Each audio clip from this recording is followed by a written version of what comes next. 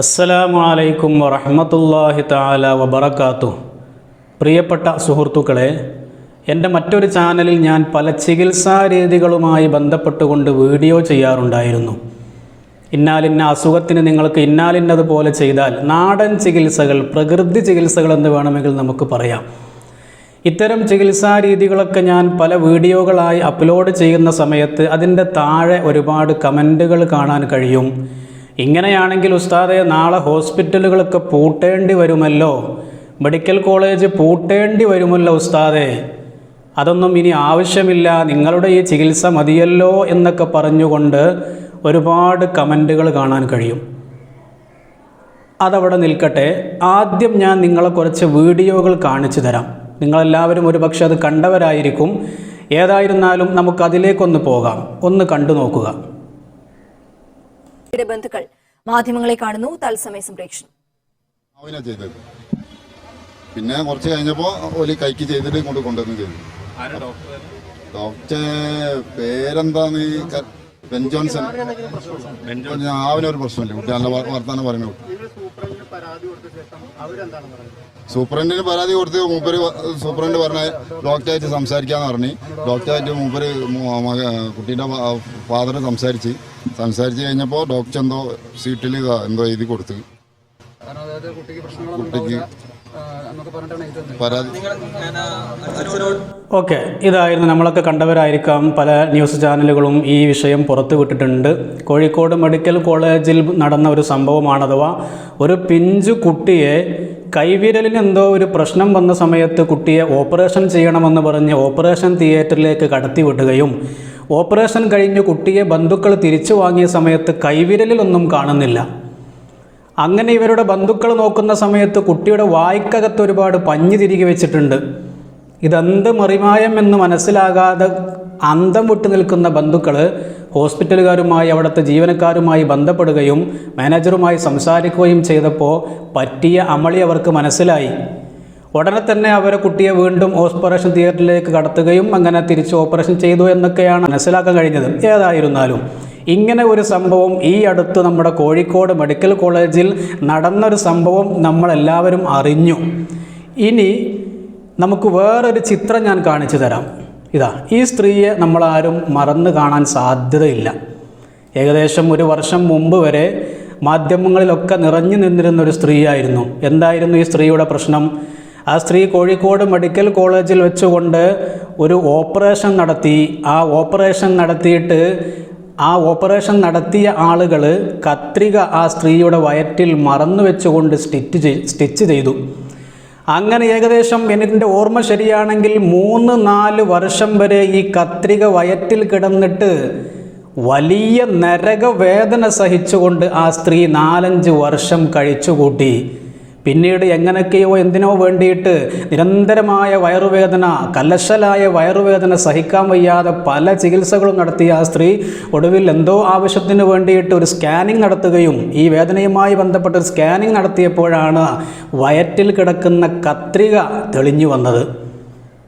അതൊക്കെ നമ്മൾ അറിഞ്ഞതാണ്. ഞാൻ ആ വിഷയത്തിലേക്ക് കടക്കുന്നില്ല. ഞാൻ പറഞ്ഞു കൊണ്ടുവരുന്നത്, സുഹൃത്തുക്കളെ, ഈ കമൻ്റ് ഇടുന്ന വ്യക്തികളെ സംബന്ധിച്ചിടത്തോളം ഇവർക്ക് എന്തറിഞ്ഞിട്ടാണ് ഈ കമൻ്റ് ഇടുന്നതെന്ന് മനസ്സിലാകുന്നില്ല. നമ്മുടെ കേരളത്തിലെ അവസ്ഥയൊന്നും ഇവർക്ക് മനസ്സിലാകാത്തത് കൊണ്ടാണോ, അതല്ല ഇത്തരം കാര്യങ്ങൾ മൂടിവെക്കുന്നതിന് വേണ്ടിയിട്ട് മറ്റെന്തെങ്കിലും വിഷയം പൊക്കിക്കൊണ്ടുവരാൻ വേണ്ടിയിട്ടാണോ, മനഃപൂർവ്വം അറിയാത്തതായി നടിക്കുകയാണോ എന്ന് നമ്മൾ ബോധപൂർവം മനസ്സിലാക്കേണ്ട ഒരു കാര്യമാണ് സുഹൃത്തുക്കളെ.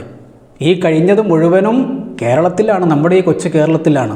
അപ്പോൾ ഇവർ പറഞ്ഞത് പ്രകാരം, ഈ കമൻ്റ് ഇടുന്ന വ്യക്തികൾ പറഞ്ഞത് പ്രകാരം, ഹോസ്പിറ്റലിലേക്ക് എന്തെങ്കിലും ഒരു അസുഖമായിട്ട് മെഡിക്കൽ കോളേജിലേക്ക് ഒരു രോഗി കടന്നു ചെന്നാൽ പൂർണ്ണ ആരോഗ്യവാനായിട്ട് അദ്ദേഹം തിരിച്ചു വരണം.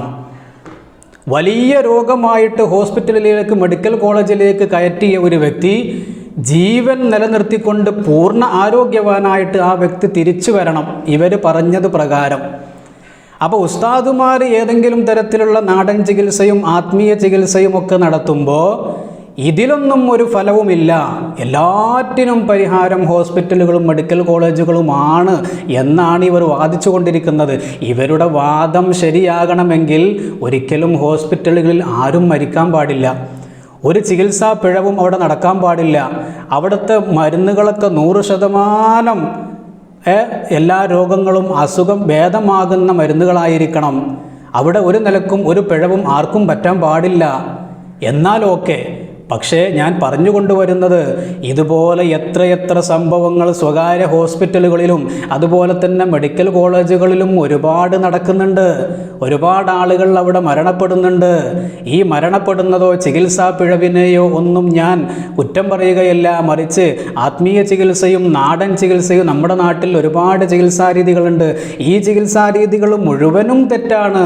മെഡിക്കൽ കോളേജുകളിലും വലിയ വലിയ സ്വകാര്യ ഹോസ്പിറ്റലുകളിലും മാത്രമേ നിങ്ങൾക്ക് രോഗത്തിന് ചികിത്സ ലഭിക്കൂ എന്ന് വാദിക്കുന്നവരോടാണ് ഞാൻ പറയുന്നത്.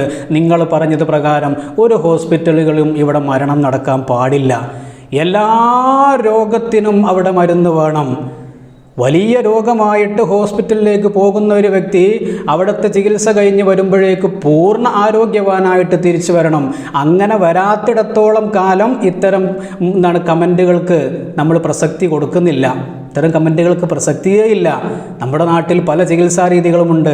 അതൊക്കെ നമുക്ക് പരീക്ഷിച്ച് നോക്കാവുന്നതാണ്.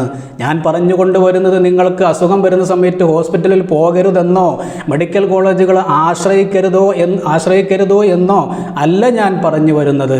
മറിച്ച് ഒരു ചികിത്സാ രീതിയെ പൊക്കിക്കൊണ്ട് മറ്റൊരു ചികിത്സാ രീതി ശരിയല്ല എന്ന് പറയുന്ന പ്രവണത നമ്മൾ മാറ്റണം. നമ്മുടെ കേരളത്തിൻ്റെ അവസ്ഥ ഓരോ ദിവസവും നമ്മുടെ നാട്ടിൽ രോഗികളുടെ എണ്ണം കൂടി വന്നുകൊണ്ടിരിക്കുകയാണ്. നമ്മുടെ നാട്ടിൽ ഒരുപാട് വിദ്യാഭ്യാസമ്പന്നരായ ആളുകളുണ്ട്. എഡ്യൂക്കേറ്റഡ് ആയിട്ടുള്ള ഒരുപാട് ചെറുപ്പക്കാരുണ്ട്. ഇന്ത്യ രാജ്യത്ത് തന്നെ ഏറ്റവും കൂടുതൽ വിദ്യാസമ്പന്നരായ അതുപോലെ തന്നെ നല്ല വിദ്യാഭ്യാസമുള്ള ചെറുപ്പക്കാരുടെ നാടാണ് നമ്മുടെ കേരളമെങ്കിൽ ആരോഗ്യപരമായിട്ട് ഏറ്റവും മോശം നിലയിലൂടെയാണ് നമ്മുടെ കേരളം കടന്നുപോയിക്കൊണ്ടിരിക്കുന്നത്. നമ്മുടെ നാട്ടിൽ ഇന്ന് ഏറ്റവും നല്ല ബിസിനസ് എന്ന് പറയുന്നത് പുതിയ ഹോസ്പിറ്റലുകൾ തുടങ്ങുക എന്നുള്ളതാണ്. നല്ല ബിസിനസ്സാണ്. കാരണം ഓരോ ദിവസവും ഇവിടെ രോഗികളുടെ എണ്ണം വർദ്ധിച്ചു കൊണ്ടിരിക്കുന്നു. മുൻപ് കാലങ്ങളിൽ നമ്മൾ കേട്ടിട്ട് പോലും പരിചയമില്ലാത്ത പല രോഗങ്ങളും നമ്മുടെ നാട്ടിലേക്ക് വന്നുകൊണ്ടിരിക്കുന്നു. പല ആളുകളും അത്തരം രോഗങ്ങൾക്ക് അടിമകളായിക്കൊണ്ടിരിക്കുന്നു. ഇത്തരം രോഗങ്ങളൊക്കെ ഇവിടെ പെരുകുന്ന സമയത്ത് ഡോക്ടർമാർ പറയുന്നത് അത് നിങ്ങൾ ഇന്നാലിന്ന ഭക്ഷണം കഴിച്ചത് കൊണ്ടാണ് അല്ലേ? പല വീഡിയോകളിലൂടെ നമ്മൾ കാണുന്നതാണ്. പല ഡോക്ടർമാരും പറയുന്നുണ്ട് നിങ്ങൾ അത് കഴിക്കാൻ പാടില്ല, നിങ്ങൾ ഇത് കഴിക്കാൻ പാടില്ല. എല്ലാ ഡോക്ടർമാർക്കും കുതിര കയറാനുള്ള ഒരു സാധനമാണ് ബഹുമാനപ്പെട്ട പൊറാട്ട. എന്തിനും ആർക്കും വിമർശിക്കാനും എല്ലാവരും പറയുന്നു പൊറാട്ട എന്നതുകൊണ്ടാണ്. ഞാൻ ചോദിക്കട്ടെ, ഈ ഡോക്ടർമാർ എഴുതി കൊടുക്കുന്ന മരുന്നുകൾ എത്രത്തോളം വലിയ വിഷമാണ് ഈ എഴുതി കൊടുക്കുന്നത്? ഇവർ നിരന്തരമായിട്ട് കഴിച്ചുകൊണ്ടിരിക്കുന്ന ഈ മരുന്നുകൾ മൂലം നമ്മുടെ കേരളത്തിൽ എത്രയെത്ര വലിയ രോഗികളായി തീരുന്നുണ്ട്. എത്ര ആളുകൾ അവർ കഴിക്കുന്ന മരുന്നുകൾ കാരണം വലിയ രോഗങ്ങൾ അഥവാ ഷുഗറും പ്രഷറും പ്രമേഹം തുടങ്ങിയിട്ടുള്ള ജീവിതശൈലി രോഗങ്ങൾ വരുമ്പോൾ ഇവർ എഴുതി കൊടുക്കുന്ന വലിയ മരുന്നുകൾ കഴിച്ചുകൊണ്ട് ആന്തരിക അവയവം മുഴുവനും തകരാറിലാകുന്നു. ആന്തരിക അവയവം മുഴുവനും നശിച്ചു പോകുന്നു. എന്തുകൊണ്ട്? ചെറിയ രോഗങ്ങൾക്ക് ഇവരെഴുതി കൊടുക്കുന്ന ഈ മരുന്നുകളും ടാബ്ലറ്റുകളും കഴിച്ചുകൊണ്ട് ഉള്ളിലുള്ള കിഡ്നി അടക്കം വലിയ ആന്തരികാവയവങ്ങൾ നശിച്ചു പോവുകയാണ്. അതൊന്നും ഇവിടെ പ്രശ്നമില്ല.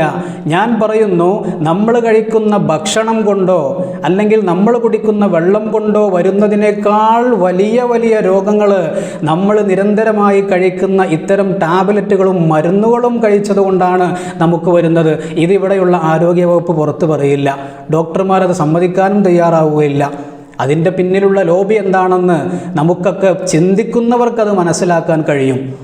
ഏതായിരുന്നാലും സുഹൃത്തുക്കളെ, ഇത്തരം ഞാൻ നേരത്തെ കാണിച്ച വീഡിയോയിൽ ഒരു പിഞ്ചു കുട്ടിക്ക് പോലും കയ്യിന് ഓപ്പറേഷൻ വേണ്ട ഒരു കുട്ടിക്ക് ആ കുട്ടിയുടെ വായ്ക്കകത്ത് ഓപ്പറേഷൻ ചെയ്തിട്ടുണ്ടെങ്കിൽ നമ്മളൊന്ന് ചിന്തിച്ച് നോക്കൂ. ഒരു രോഗിയെ ഓപ്പറേഷൻ തിയേറ്ററിലേക്ക് കടത്തുന്ന സമയത്ത് ഈ കുട്ടിക്ക് എന്താണ് അസുഖം, എവിടെയാണ് ഓപ്പറേഷൻ ചെയ്യേണ്ടത് എന്ന് തുടങ്ങിയിട്ടുള്ള കൃത്യമായ കാര്യങ്ങൾ അവിടെ എഴുതിക്കൊണ്ടാണ് ഒരു രോഗിയെ ഓപ്പറേഷൻ തിയേറ്ററിലേക്ക് കയറ്റുന്നത്.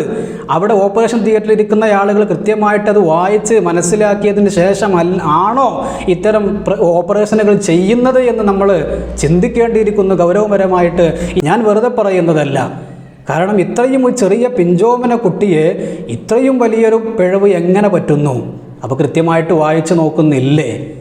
നമ്മൾ സംശയിക്കണം. ഇതിപ്പോൾ നമ്മൾ അറിഞ്ഞ കാര്യമാണ്, മാധ്യമങ്ങൾ പുറത്ത് വിട്ട കാര്യമാണ്. ഇങ്ങനെ അറിയാത്ത എത്ര കാര്യങ്ങൾ അവിടെ നടക്കുന്നുണ്ടായിരിക്കും, ദിനം പ്രതി എത്ര നടക്കുന്നുണ്ടായിരിക്കും. അപ്പോൾ ഞാൻ പറഞ്ഞു കൊണ്ടുവരുന്നത്, പല കാര്യങ്ങളിലും നമ്മൾ ഇത്തരം സംശയങ്ങൾ നമ്മുടെ ഉള്ളിലുണ്ട്, പക്ഷേ അത് പുറത്തു പറയാൻ നമ്മൾ മടിക്കുകയാണ്. അതുകൊണ്ട് തന്നെ ഒരിക്കലും ഒരു ചികിത്സാരീതിയെ മാറ്റി നിർത്തിക്കൊണ്ട് ഇന്ന ചികിത്സാരീതി തന്നെയാണ് 100% ഫലപ്രദം എന്ന് പറയാൻ നമുക്ക് പറ്റില്ല. ആത്മീയ ചികിത്സ കൊണ്ടും നാടൻ ചികിത്സ കൊണ്ടും ഇവിടെ ഒരുപാട് പേർക്ക് പല അസുഖങ്ങൾക്കും ശമനം ലഭിച്ചിട്ടുണ്ട്. അവരുടെ വലിയ അസുഖങ്ങൾ മാറിയിട്ടുണ്ട്.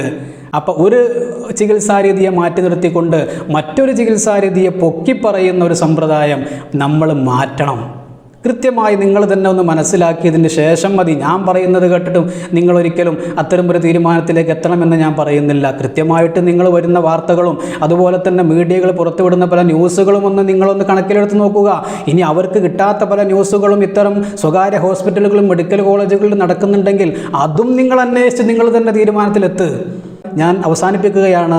ഞാൻ പറഞ്ഞുകൊണ്ടുവരുന്നത്, ഇത്തരം കമൻ്റ് ഇടുന്ന വ്യക്തികളോട് മാത്രമാണ് എനിക്ക് പറയാനുള്ളത്. നമുക്ക് ഇത്തരം ചികിത്സാ രീതികൾ കൊണ്ടും ഇവിടെ പലർക്കും പല അസുഖങ്ങളും മാറിയിട്ടുണ്ട്, പല അസുഖങ്ങളും മാറാത്തവരുമുണ്ട്. എന്നാൽ നിങ്ങൾ ഈ പറയുന്നത് പോലെ ഹോസ്പിറ്റലുകളും മെഡിക്കൽ കോളേജുകളിലും പോയിട്ടും ഒരുപാട് അസുഖങ്ങൾ മാറിയിട്ടുണ്ട്. എന്നാൽ ഒരുപാട് അസുഖങ്ങൾ മാറാതെ തിരിച്ചു വന്നിട്ടുമുണ്ട്. എല്ലാം ഇവിടെ പതിവ് സംഭവങ്ങളാണ്. അതുകൊണ്ട് തന്നെ ഇത്തരം കമൻ്റ് ഇടുന്നവർ ഒന്ന് ശ്രദ്ധിച്ച് ഒന്ന് ചുറ്റുപാടൊന്ന് മനസ്സിലാക്കിയതിന് ശേഷം മാത്രം ഇത്തരം കാര്യങ്ങൾ കമൻ്റ് ഇടുക എന്ന് മാത്രമേ അവരോട് പറയാനുള്ളൂ. അല്ലാഹു സുബ്ഹാനഹു വ തആല വലിയ മാരകമായ രോഗങ്ങളിൽ നിന്ന് നമ്മയും നമ്മുടെ കുടുംബത്തെയും അല്ലാഹു കാത്തുരക്ഷിക്കുമാറാകട്ടെ. അസ്സലാമു അലൈക്കും വറഹ്മത്തുള്ളാഹി തആല വബറകാതുഹു.